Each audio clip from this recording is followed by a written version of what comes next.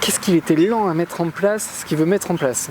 On suit un conducteur de mecha, un pilote de mecha, qui est en train d'affronter des kaiju, en tout cas un kaiju au début du récit. Très vite, on comprend qu'il est alcoolique, qu'il est en train de conduire sous, donc de se battre en étant sous. Et tout l'enjeu de ce premier épisode, ça va être pour la famille de convaincre en fait la sœur de ce pilote de reprendre du service pour remplacer son frère, puisque du coup son frère, même s'il continue de travailler, s'il continue de piloter, il n'est plus vraiment apte au travail. Sachant que ce qui va être posé dans le comic, c'est que c'est une entreprise familiale qui est la seule à avoir donc des mechas. Le pitch est génial, les personnages sont attachants, puisque du coup on va comprendre assez vite que donc, le personnage principal est une femme qui a été rejetée par sa famille.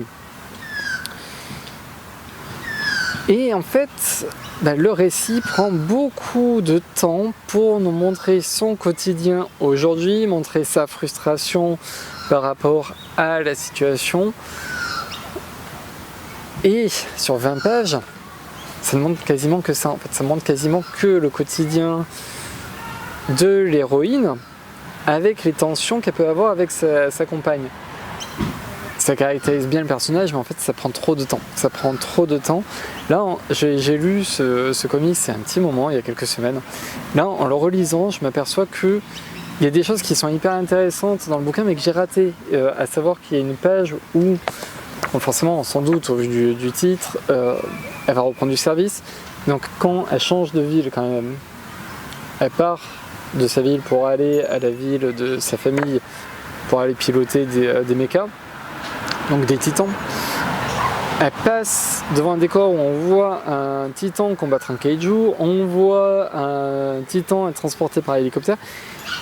Et en fait, c'est tellement discret que moi-même je l'ai raté. J'ai fait comme l'héroïne principale, et j'ai raté ça, et encore que non, elle le voit dans le truc.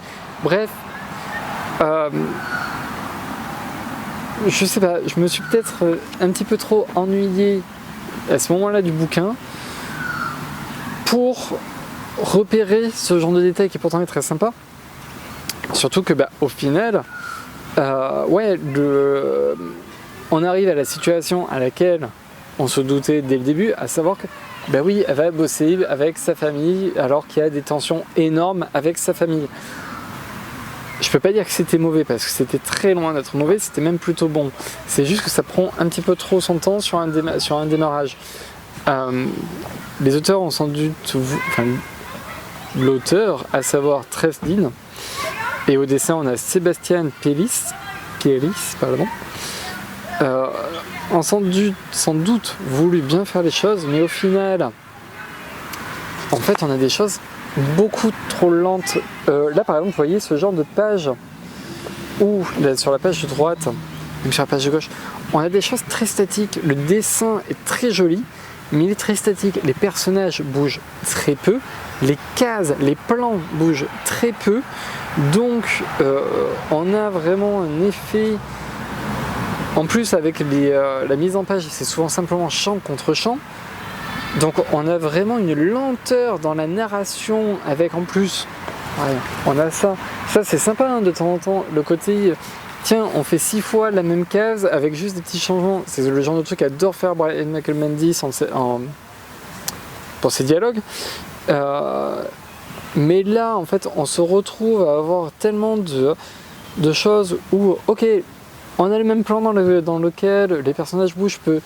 On a un champ contre champ très classique. On a des personnages qui se déplacent très peu dans la pièce. C'est censé être une histoire de mecha, donc c'est quand même censé être un peu punchy quand même. C'est surtout que le comics s'ouvre sur un combat mecha titan avec un personnage qui est alcoolisé durant le combat. Donc on commence sur une bonne scène d'action où il y a du dynamisme, il y a la mise en page est dynamique. Et donc ça fait sans doute ressentir d'autant plus la lenteur. Là voilà, le temps passant, je me dis ah, il y a quand même beaucoup de choses positives, enfin beaucoup de choses positives, et quand même des choses qui donnent envie de lire la suite. Donc jetez-y un œil.